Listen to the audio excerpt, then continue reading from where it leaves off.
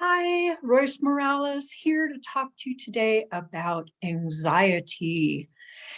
I talk a lot about anxiety in my courses, Perfect Life Awakening, and it's just one of those things that I think we really need to understand because once you understand what's going on, it helps to really resolve it.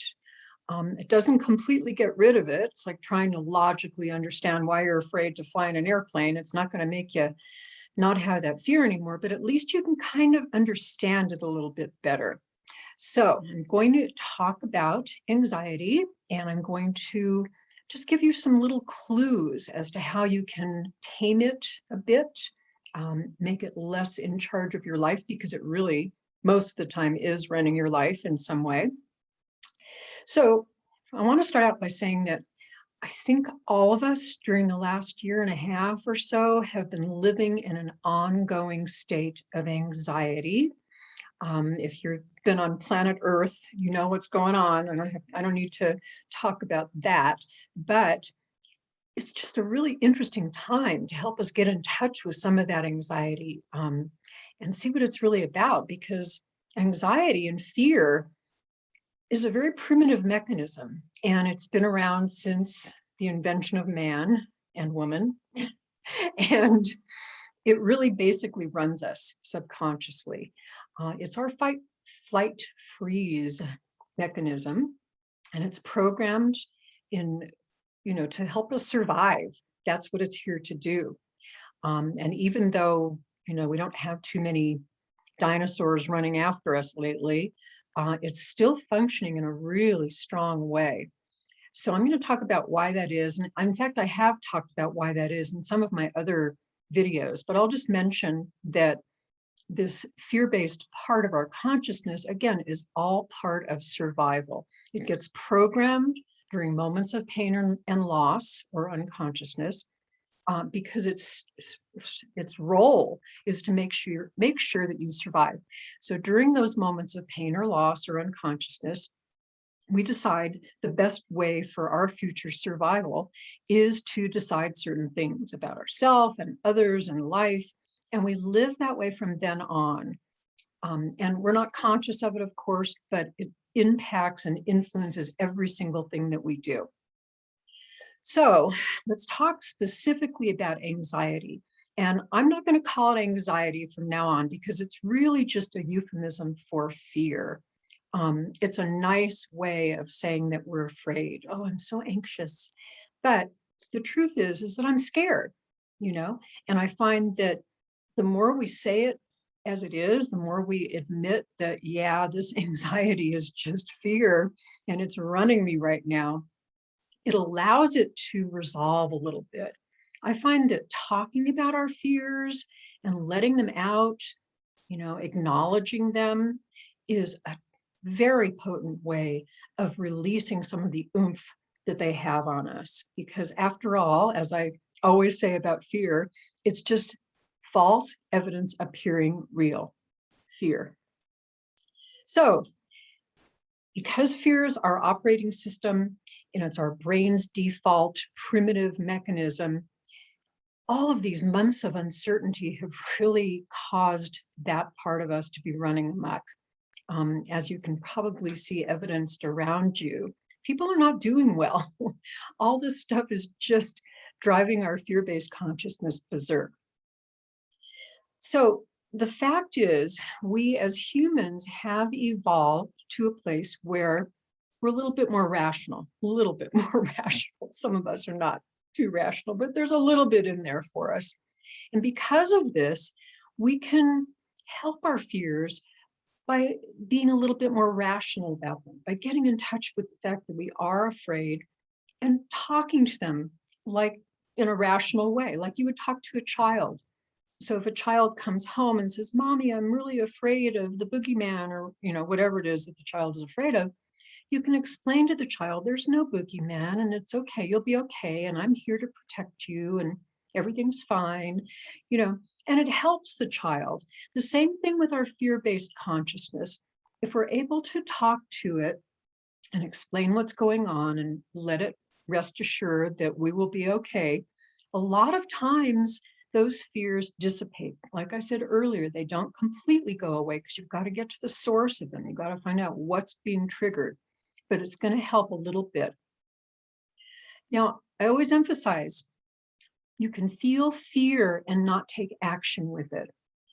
And part of that is not suppressing it. We have learned tremendous ways of suppressing our fear, denying it, acting as if everything is okay, acting happy to cover up our fears, using spiritual bypass techniques. Everything happens for a reason, all that stuff, or dulling it, reaching for a glass of wine so we don't have to feel that fear. But all of those things are just suppressing it, and it's going to come out in different ways. It's going to show up in different ways in your life.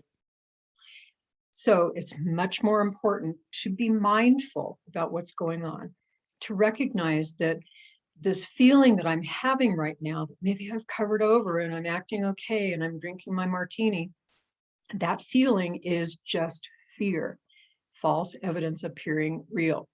Now, the best way to really permanently resolve a fear is to find out what it is that's being triggered. Like my example of the airplane.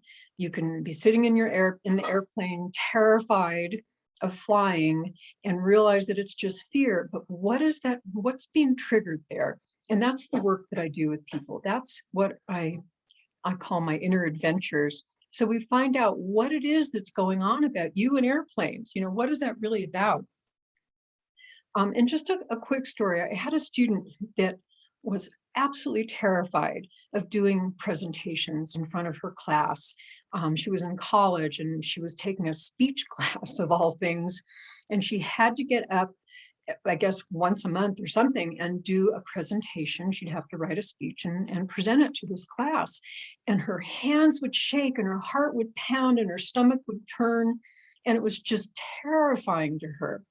But she would get up and she would do it anyway. And she would be, looking at her notes and never looking up and convinced that everybody was judging her and all that stuff that she did.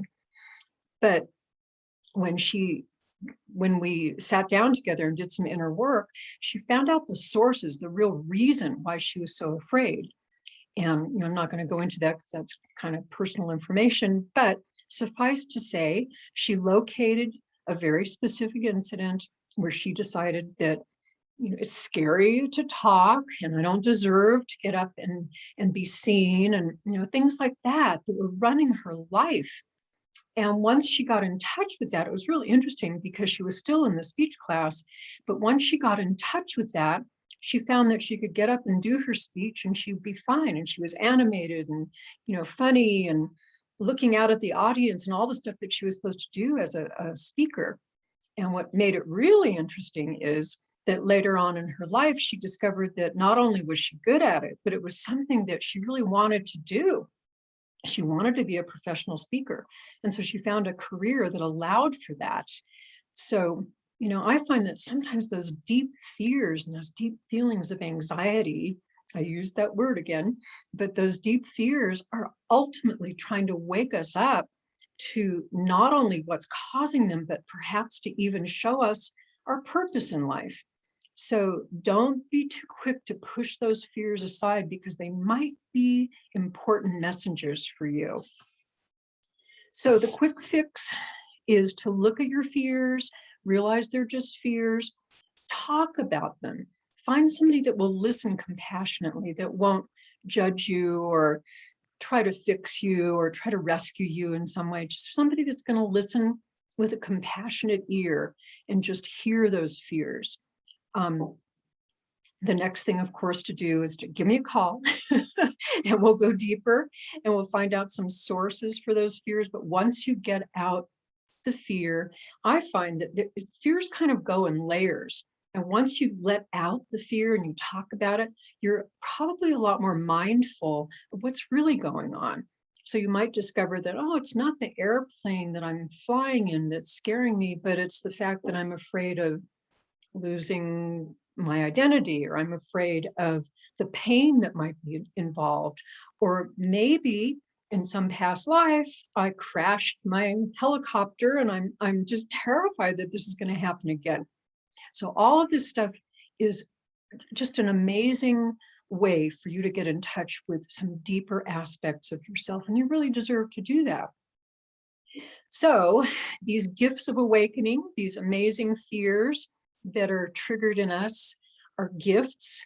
Start to look at them as gifts, deserve to go deeper and see what they're really about. And I invite you to access what I teach. I have an e-course and I have an online live course called Empower Your Life. That's going to help you get in touch with what's really going on, because it's a very empowering place to be, let me tell you. All my books are on Amazon. I've written 3 books about my teaching, so check those out. If you want to check out my e-course, the first module is free, and I invite you to do that. All of the information is in the description of the video. It's all on my website, roycemorales.com. Please hit subscribe and like, of course, and you'll be notified of all the videos that I'm putting out. I'm putting out a lot of videos giving you information about what I teach. Thanks so much for wanting to evolve past your fears. Deserve.